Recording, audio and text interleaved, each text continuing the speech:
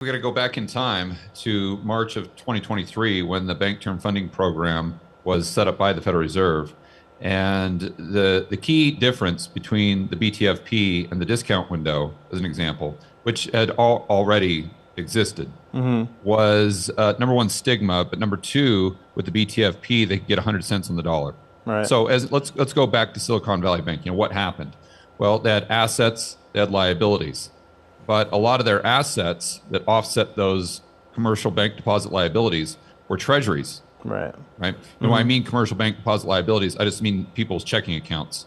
Because what your viewers need to recognize is if you have $1,000 in your bank account, there's not $1,000 there. That's just simply a representation of what the bank owes you. Right. So if you take those $1,000 from, let's say, Wells Fargo, and I want to move it over to Bank of America.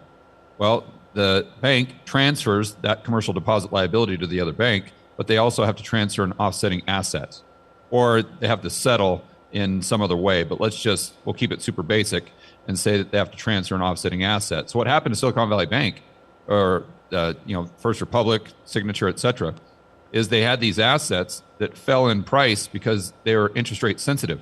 They had treasuries, which are supposed to be extremely safe. They are safe and liquid. But unfortunately, what happens when the interest rates go up, the value of that treasury goes down.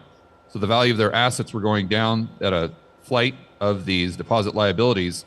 So they just weren't able to cover all of the settlement transactions with the other banks. So they go bust. So what the Fed does is they say, okay, if you want to go ahead and pledge those treasuries to us for collateral, we'll give you 100 cents on the dollar. And that would have bailed them out. That bailed out many other banks because we saw the utilization go from zero straight up to 65 billion very quickly.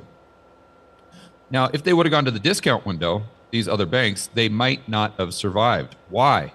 Because if they would have pledged those treasury securities, well, now all of a sudden they would have got whatever the market rate was. They would have got, let's say, 50 cents on the dollar, and they still would have most likely been in the exact same position. So the fact they got 100 cents on the dollar was absolutely key. It's crucial to understand that difference.